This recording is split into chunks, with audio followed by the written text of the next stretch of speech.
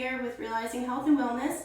I just wanted to share with you this short video that goes along with my newest blog post that talks about core strength, why it's important, what your core is, and why it should be part of your weekly exercise routine. In this video, I'm going to go over 6 core exercises that are great to do at home if you are a beginner. I will show you the modifications in the proper form. So the first one we're going to do is a dead bug. So you're going to lay on your back. Make sure that your back is pushed down into the floor. So that means you want to rotate your pelvis. When you talk about rotate your pelvis, you think about trying to push your lower back into the floor and bring those bony parts of your pelvis right in the front towards your belly button. That will activate your deep core muscles. So with a dead bug, you're going to bring your legs to tabletop position, your arms straight up, and what you're going to do, you're going to tap the heel of one foot, bring your other arm down, and then back up. And then opposite side, down and up. Now remember, the whole time you do this, you want to keep your low back pushed right into that floor. You never want to let your back arch into it, because that will take the engagement of your core away and it will strain your back. So keep that pelvis tilted, keep it pressed to the floor, and come down. Now if you find that when you start lowering your foot, your back starts to arch and you don't have the strength to keep it, just go to the point where you feel like your back's coming up off the floor and then come back up. You don't have to go through this whole range of motion at the first time, okay? And if that's too much, keep your hands under your hips as cues to keep your back flat and just do one leg and then the other leg. And remember, don't hold your breath. Breathe out and in, out and in. Okay. The second exercise is a plank. I know everybody's heard about planks, so we're going to start with planks from our knees because they're easier. So when you do a plank, you always want to make sure your elbows are right under your shoulders.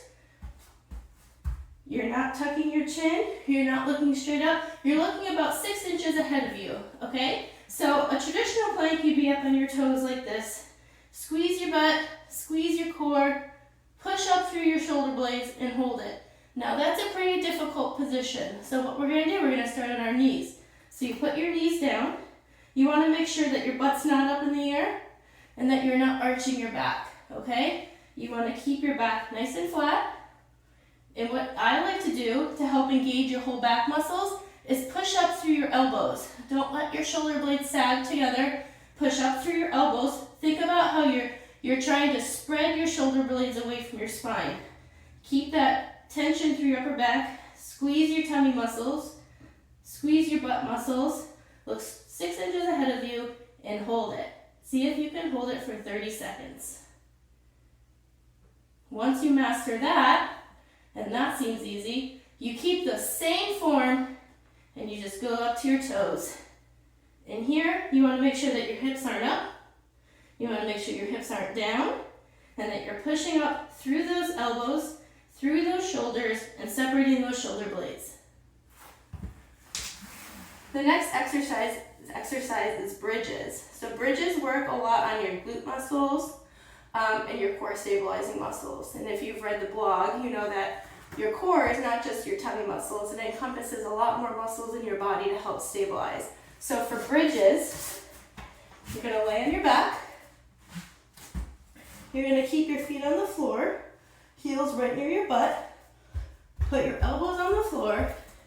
You're going to squeeze your butt cheeks together. Keep your tummy muscles tight. And you're going to lift your butt all the way up. Look straight ahead so that your chin gets tucked to your chest. And then come back down. Just slightly touch your butt. Back up. And back down. Now sometimes people with back issues, this may bother their back. So one trick I learned from a physical therapist when I did PT for my back was when you come up, think about pushing your heels away. Keep them on the ground, but push, instead of pushing straight down, push down and out with your heels. Push down and out, squeeze your butt, and then come back down. And when you come back down, still think about pushing down and out with your heels. And up, and back down. And that will help you engage your glute muscles a little bit more and will take some pressure off your back. Okay. Next exercise are heel taps.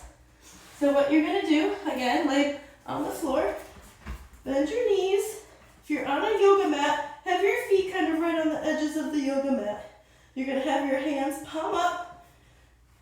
Try to come up a little bit so your shoulder blades, the tips of your shoulder blades are off.